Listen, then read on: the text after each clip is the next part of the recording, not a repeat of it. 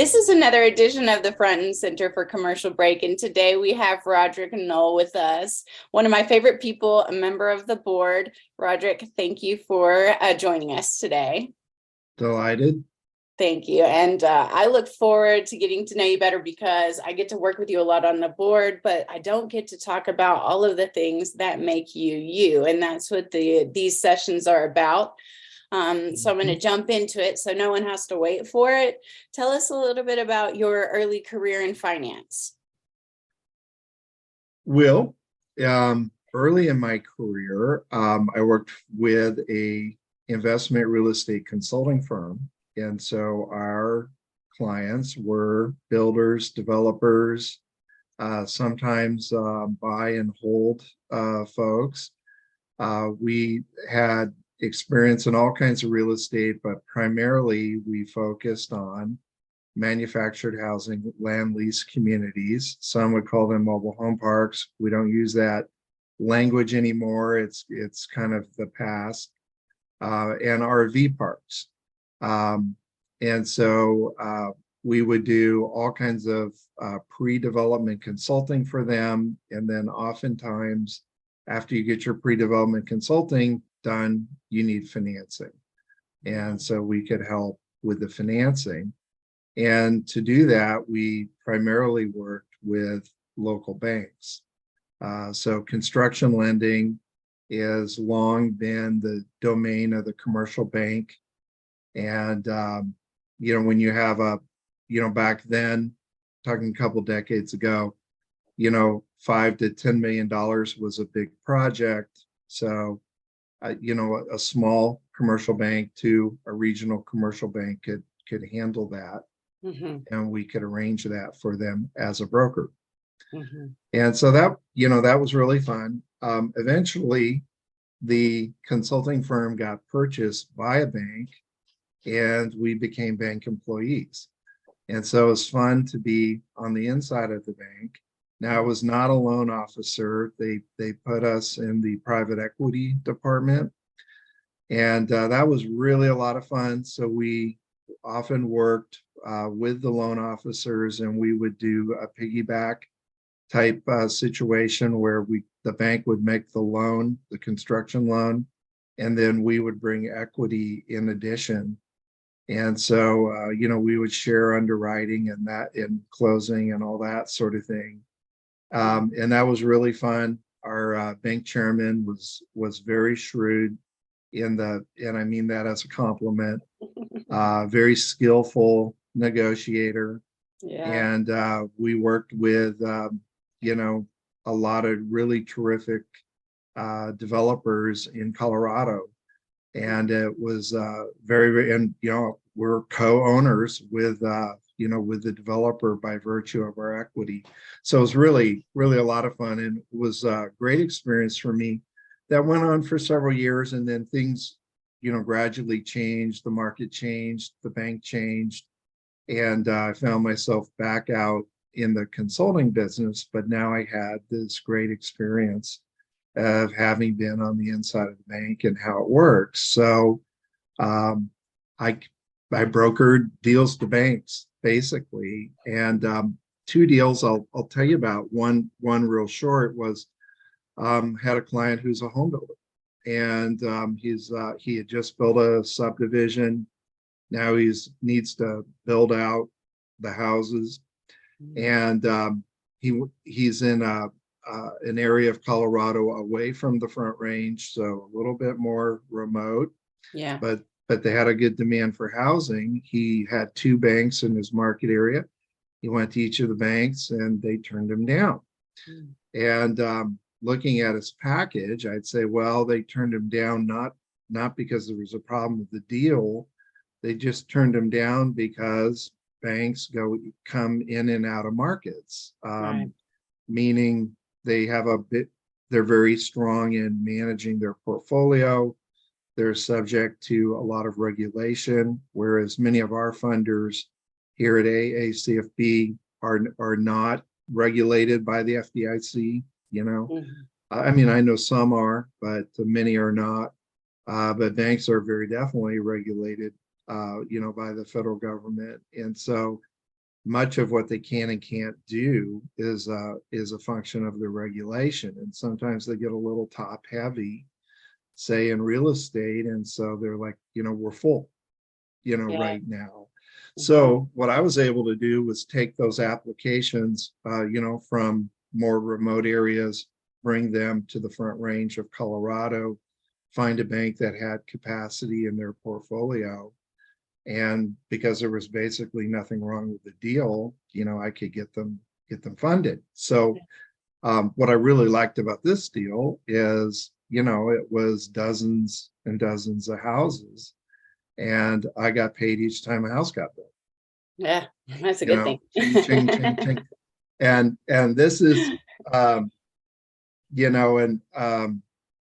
before online payments were quite so robust, and so they would mail me commission checks, and it was literally mailbox money. Yeah. Everyone loves mailbox money. This was mailbox money. Mhm. So, and it went on for a couple of years. So it was that was great. That is great. That's one of those things you remember forever, and that you'd like to have again, right? Absolutely, absolutely. And there's no reason why our broker members, couldn't do a deal like that. You don't have to be a home building expert. You don't have to read blueprints.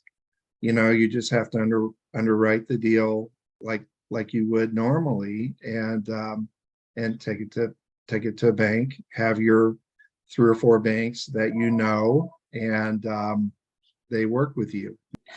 Well, let me tell you about a second deal, which was an interesting deal. Had a industrial business that wanted to buy the building that they were renting. And actually, what was most important was not the building, but the yard. So in the industrial field, the yard can be very, very important, and it was in this case. Yeah. And so the owner of the building called me and said, "Hey, Roderick, I want to sell my building to my tenant. He's going to need financing. Can you help him?"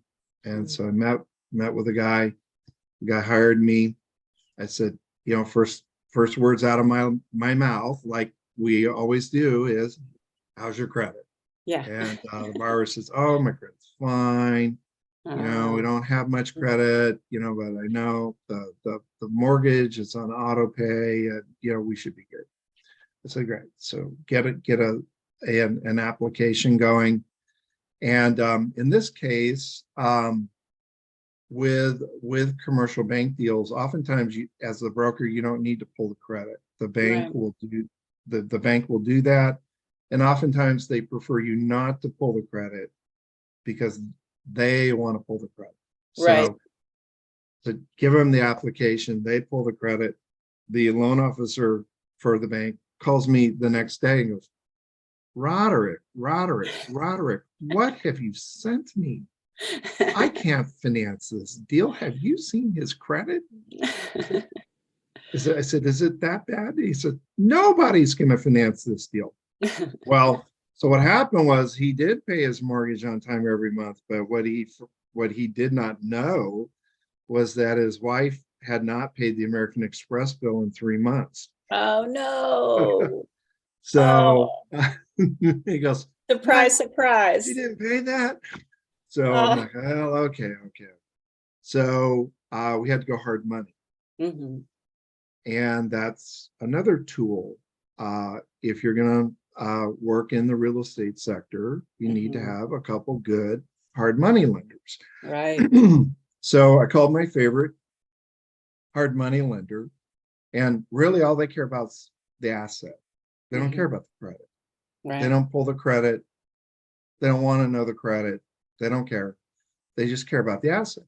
And so I told him the address. He said, "Okay, I'll go over there tomorrow," and I let the borrower know, "Hey, someone's coming. Here's what he looks like. Be Mhm. nice to him if you see him."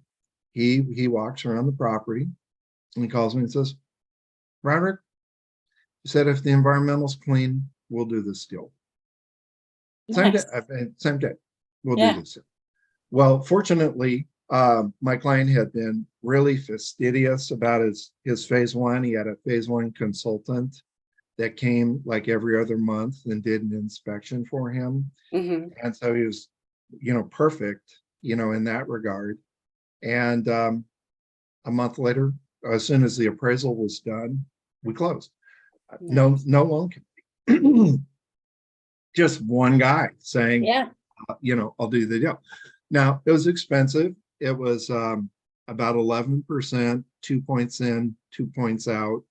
Yeah. And then they had to pay me on top of it.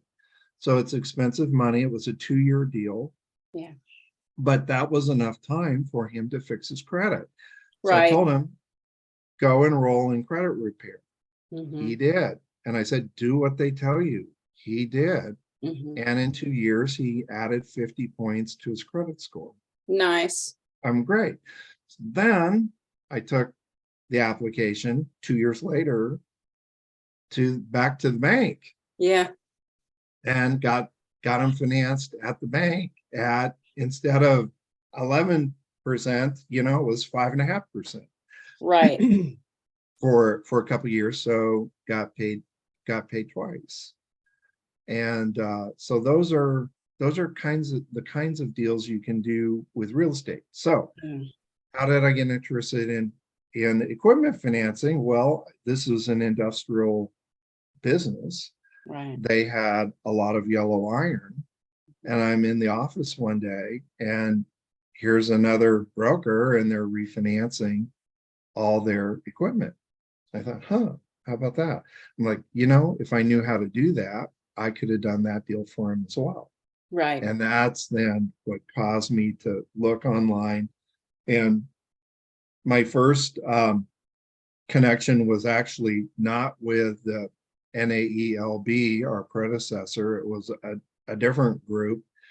I went to one of their conferences, started reading stuff in the industry, came across NAELB, thought, wow, that's great. And so I went to a regional meeting. I was so excited that the association had 2 regional meetings, one East Coast, one West Coast. Yeah. I went to both of them. Nice. I just kind of wanted to jump right in. Yeah. And I loved it. It was great. It was easy to connect with people. I found people very welcoming Yeah. and very eager to share information and resources. And it's just a tremendous experience. And I thought, this is a good place to be. Absolutely. I think you fit right in. Obviously, I mean, you've been with the AACFB for a long time now and have been on the board at least for a couple of years. I'm coming in and you're really helping me out. And the way that you got into financing in your early career adventures, and then even your 2 finance deals you were speaking about, really is that old adage that you're a pioneer. And if you're in the equipment financing or real estate financing, you're not just out there just trying to get one deal done. You're trying to solve problems for these customers. And usually you're not going to be someone who just sits behind a desk like a traditional banker and runs a couple of numbers, and it's either yes or no. There's no creativity there, and a lot of people can't get anything done without what you did, and that's the epitome of our entire industry, right? So I love those stories because you did one transaction for this customer, then another one a couple of years later. So yeah, and actually I ended up doing like 5 or 6 transactions with that same customer. Because they love you, Roderick. Well, Don't we all? I think they love the money I bring them more, but okay, I'll take whatever I can get. Yeah, that it's the truth. So we're going to give that to you, and I'm glad that you're willing to accept it. You have to accept our love, Roderick. There you go. I'll take it. I'm from Boulder, Colorado. We're all into the love, peace, and happiness. There you go. But what I would say to newer members is this is a good example of what's called consultative selling. Yes. And consultative selling, it's not for everyone. but if you're drawn to that, it's a great way to sell, where you're really, what you're first trying to do is give good, solid guidance to the customer. And then out of giving that guidance, a recommendation, and out of the recommendation comes a sale. And, if you're wired that way, I highly recommend it. I highly recommend it. I agree. And you're going to get long-term relationships that satisfy and fulfill you along the way too. Like you said, people sometimes trend to that way anyway. It's their personality and what they like to do. And then it's just so much more fulfilling for those that it is a good fit for. Obviously for you, right? Yep. I love it. So then, tell me a little bit. Oh, go ahead. Well, then the other thing I would recommend for newer brokers is to consider the CLFP. Tremendous program. It will fill in a lot of holes in your understanding. Like a lot of us brokers, we just kind of get started and we go until we hit a brick wall, and then we call someone on the phone. How do I deal with this? And then we keep going until we hit another brick wall, rinse and repeat. Right. That what the CLFP does, it has thought through the entire subject matter, which is quite a body of work. And if you want to kind of learn it all from the beginning, in a systematic way, the CLFP will do that. So I highly recommend it. It's worth the time and expense to work through the subject matter and then sit for the examination and earn the designation. And I highly recommend it. I agree. As a CLFP, I think it's one of the best investments you can make. A lot of people think that marketing and this is all important, marketing and structures and all that is important, but they should have the CLFP up there right at the top of that list as well. For sure. Well, and so there's a couple things we wanted to talk about because I don't want anyone to miss anything. I think you were talking about as well your work today. So we have early career Roderick and we have today career Roderick. So tell us about it. Well, so this is it. This is interesting. So, as I got a little older, my parents got a little older. And so my mother passed away about 10 years ago. And my dad made it through COVID with never having COVID, but then he hit his late 80s and his health started to decline. And then, he passed away just a couple days short of his 91st birthday. So this chapter of life has really been about caring for my family. And it's kind of like been a bit of a downshift in terms of working on finance and more focused on the family. And we all hit a chapter when our parents need us. And in a way it's kind of hard because you can't do both full out simultaneously, and you have to make some changes, some decisions, prioritize some things, and so forth. And then with that has come the whole area of the family estate and the family trust and all of that sort of thing. And that has been a huge learning curve for me, how all of that works.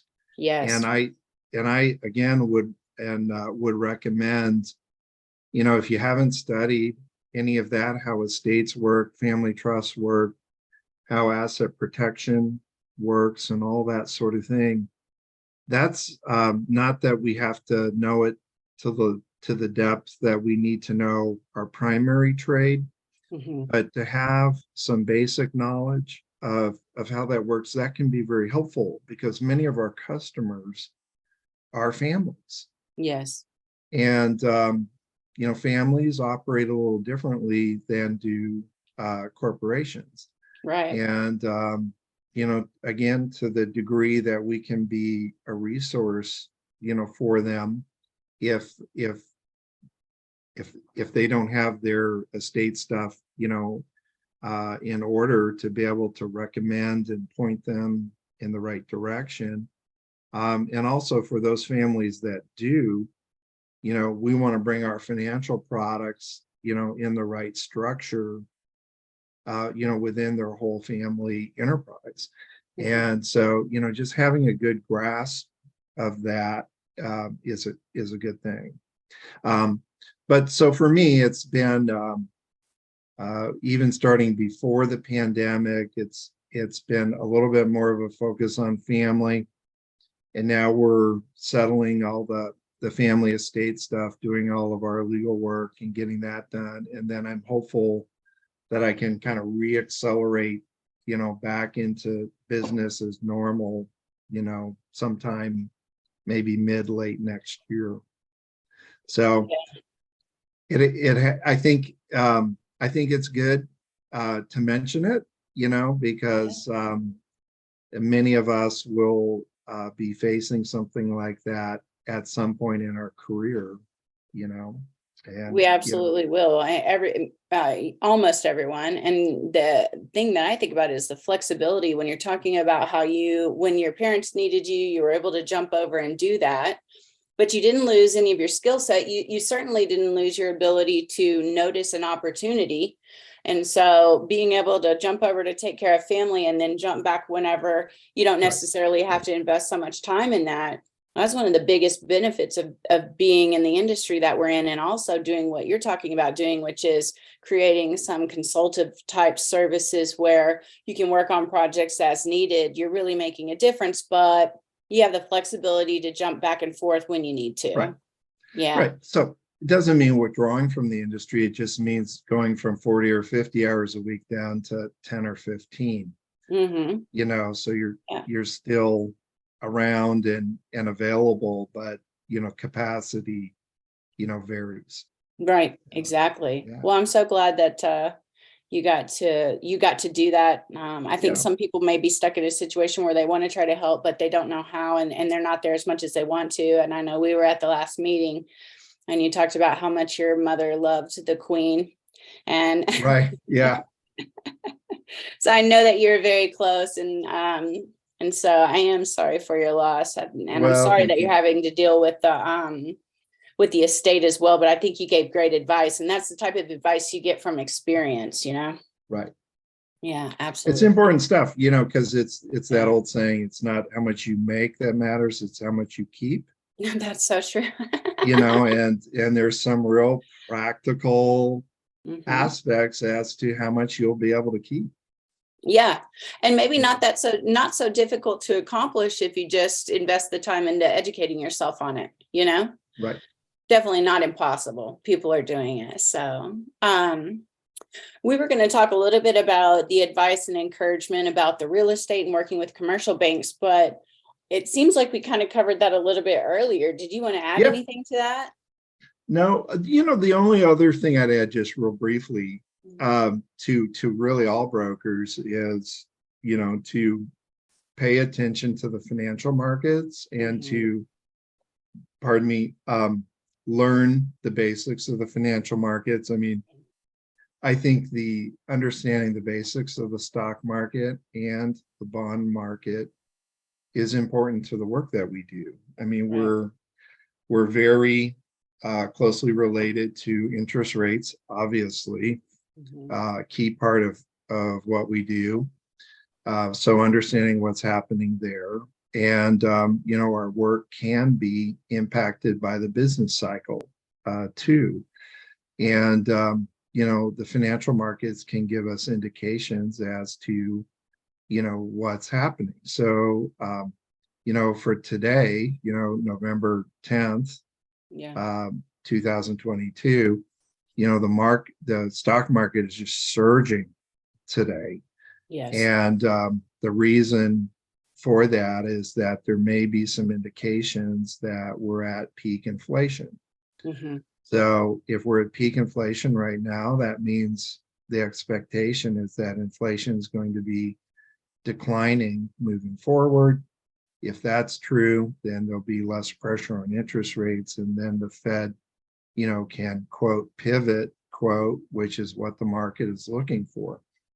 So the the financial markets can tell us this. And one lesson I have learned as I've gotten older is instead of listening to the media, which I think has become increasingly partisan and less really attuned to facts, become much more subjective rather than objective.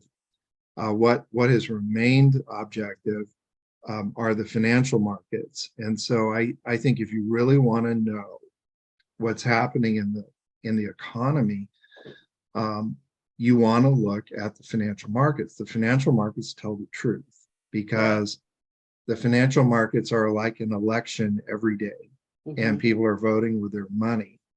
And other than our dear loved ones, those that are nearest and dearest to us, what do we care about more than anything else? Well, we care about our money, and as well we should.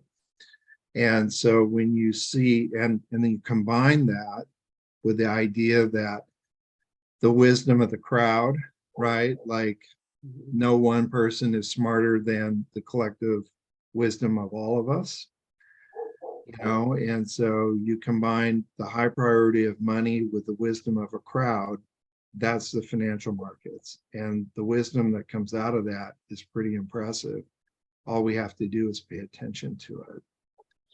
I'd never thought about the fact that the markets could be something that would be compared to an election or a vote, right? So you're right about that. I mean, if you're watching the markets, depending on what they're doing, you are getting a better understanding of what the community out there, what the group is thinking, where they're expecting things to go. So not that this is part of the interview. I'm just saying I hadn't thought about that. And I don't know as much about the stock markets or bonds. I'm learning a lot working with you on the board.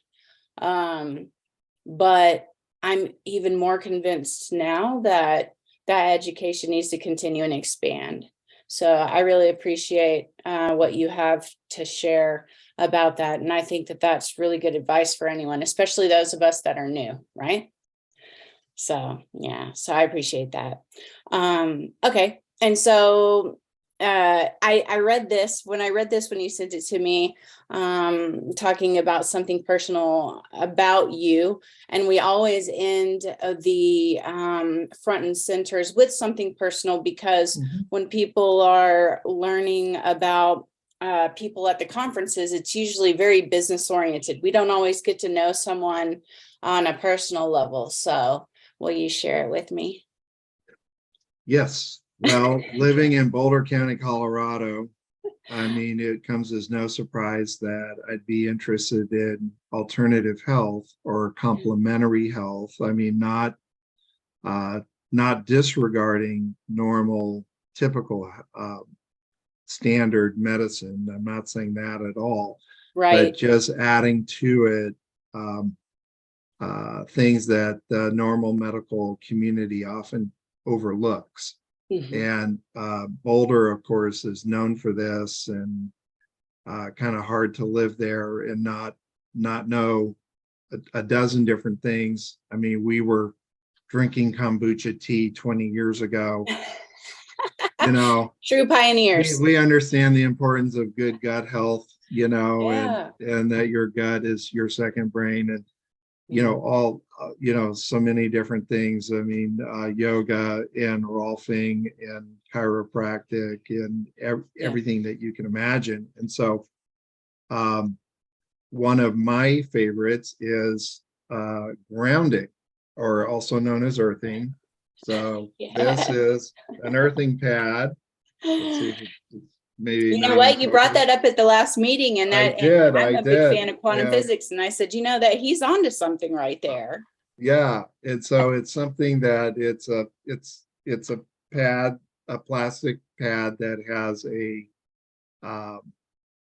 plug, but what you're really trying to see it, what you're trying to do is plug into the ground, Right. not to the current, but to the ground.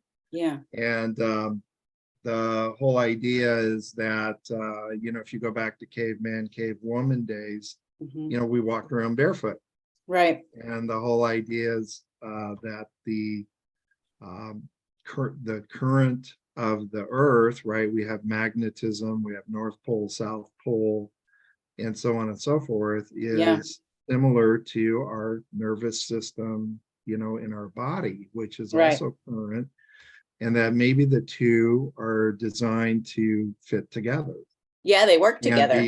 And be connected, right? And so, and all of that would have been true until even with shoes that were made of leather, because leather is conductive, but at some point along came rubber.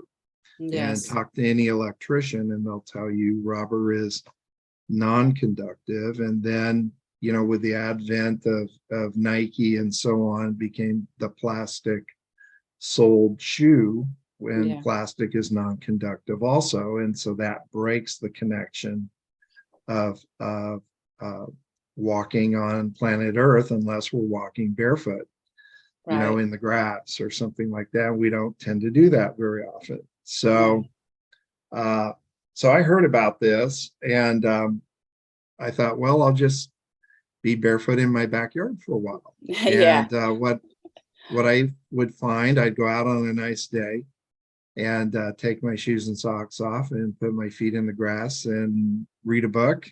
And I found that if I did that for about 45 minutes, that night I slept much better than I would otherwise. And I'm like, wait a minute, there's got to be something to this. And so then a grounding pad is just taking that inside, so you don't have to, what do you do in the middle of winter, et cetera, it's raining. And it helps me with my sleep.